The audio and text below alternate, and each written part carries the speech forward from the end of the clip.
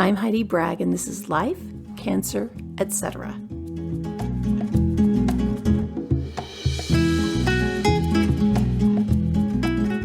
My goal with this podcast is to connect you with stories and resources that help you feel happier, more resilient, and less stressed, especially when you're going through hard times.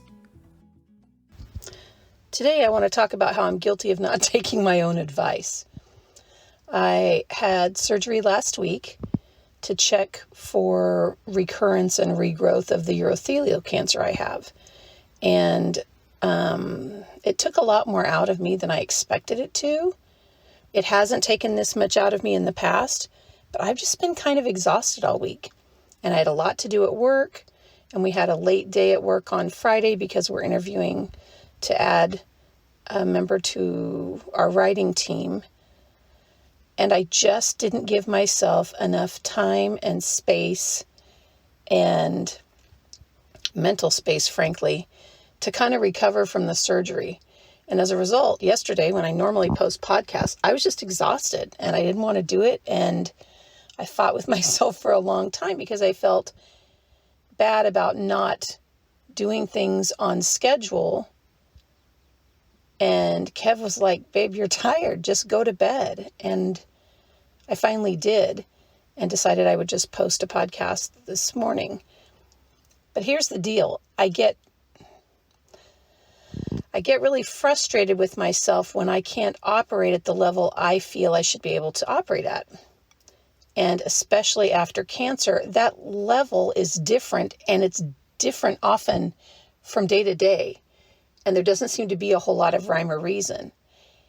And I'm always really good about telling other people to give yourself time and space to recover, listen to your body, etc. And I'm not really good about taking that advice myself sometimes. So this is a mea culpa, because this is totally on me and it's something I really need to do. I mean, this is 7 years after getting diagnosed with my first cancer. And I'm still, at times, not taking my own advice and trying to push myself in a way that's not healthy. So my first tidbit of the day would be actually take the time to let your body recover, to realize that recovery is not always going to be the same length for any particular procedure, because it depends on a whole lot of different factors that are going on in your body, and to really listen to what your body's saying and take the time you need to heal. So on the good news front, I had surgery Monday of last week. They found no visible evidence of cancer, which is wonderful. There was no visible regrowth.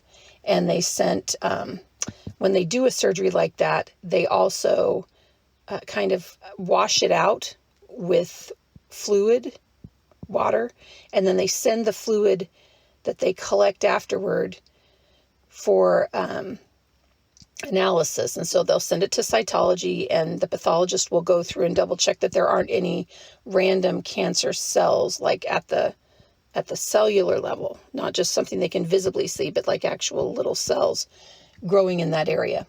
So we haven't gotten that report back, but I was grateful to hear that there was no visible regrowth, and that's been, I think, since they took it out a little over a year ago.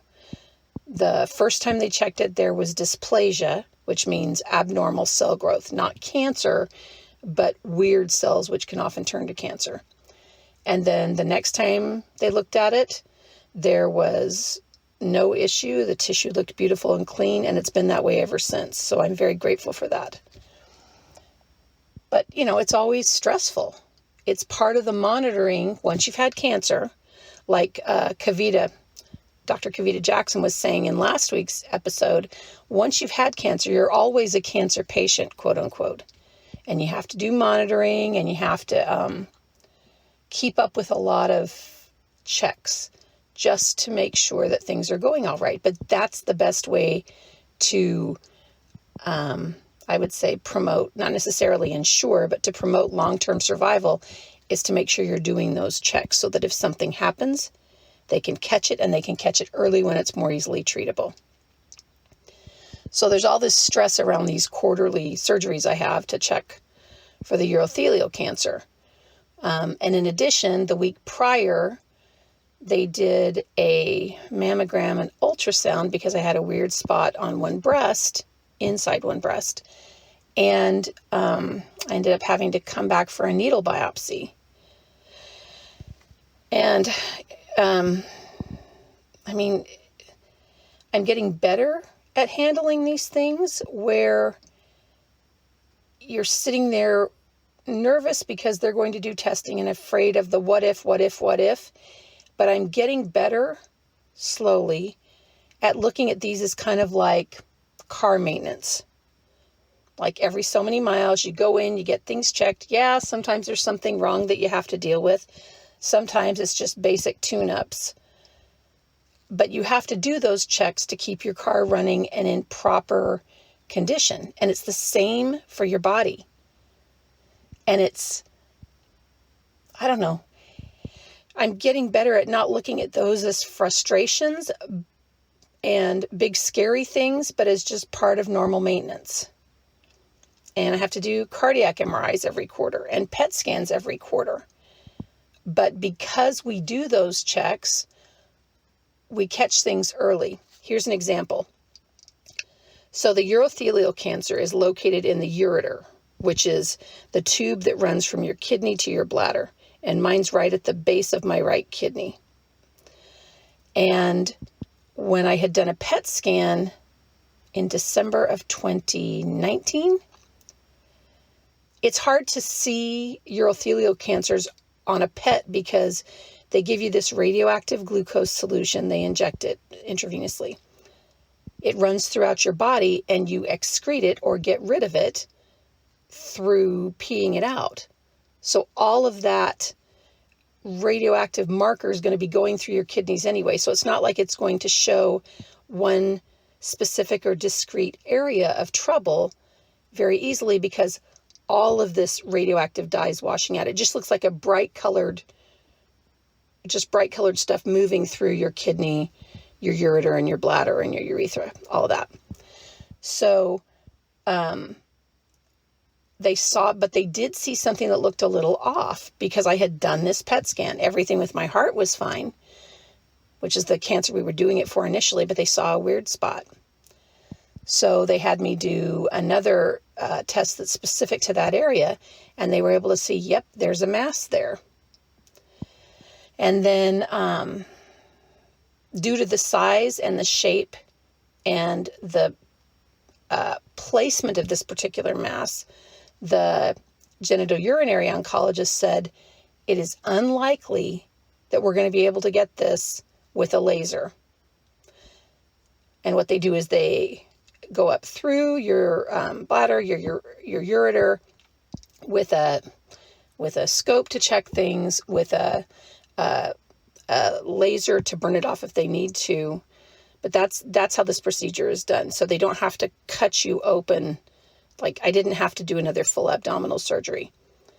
But at the time, we thought that was probably what was going to happen because of the size, the shape, and where this tumor was placed. So I went in for one of these procedures like the one I had last week, and we thought it would just be for them to kind of see where it was and figure out what they would need to do in surgery. But the doctor, Dr. Spees, he's great, cracks me up, really nice guy, said, I'm going to have the laser guy there just in case. I just want him, I like to have him standing by if there's any chance we can get this without, having to open you up. And I woke up from the anesthesia and Kev was there and he goes, babe, they got it. They got it. And they were able to get it with the laser without having to do another huge surgery. And I was so grateful. Sorry. Because I had, when I had colon cancer, I had 3 major abdominal surgeries in a 53-week period. And, it saved my life, but it also caused, there have been a lot of health challenges around that because your body just doesn't work the same way anymore. So I was incredibly grateful to not have to get another abdominal surgery. That was a huge blessing. huge blessing. And a large part of that, I believe, is because we were doing this screening we needed to do when we needed to do it, so that this was small enough that he could get it out with the laser. If it had been larger, I don't think there's any chance we could have done it without opening me up all over again. So, I hope that's a cautionary tale for please keep up with your screening. Do the testing you're supposed to do. If you haven't had cancer, great.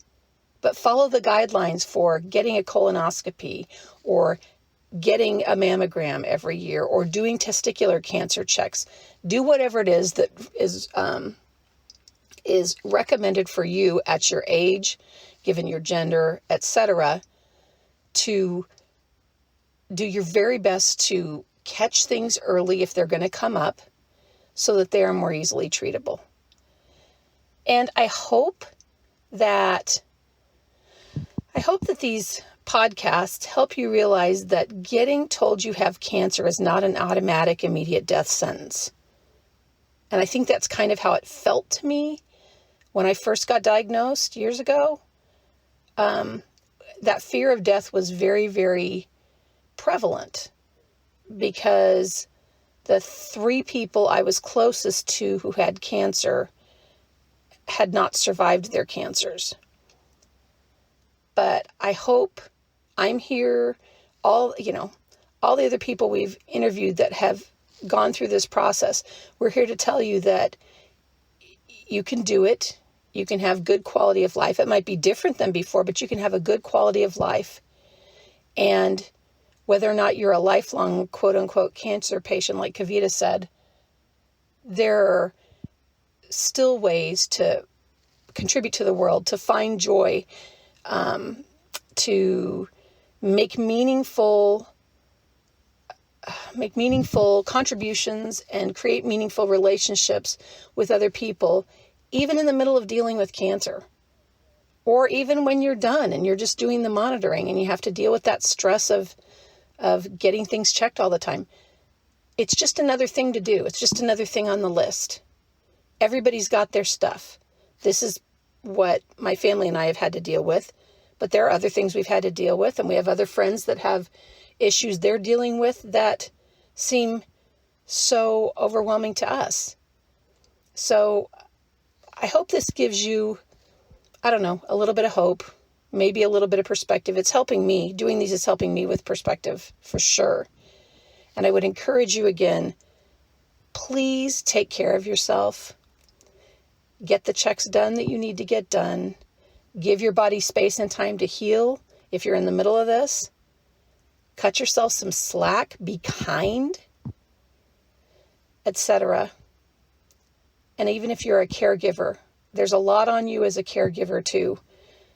Please take the time you need to rest and recharge so that you can be healthy yourself and be there for the person that you're supporting through this process. As you go through your week, please find someone you can do something nice for. Make their world a little bit better. And then as you do that, count your blessings and make it a really great week. Thanks a lot.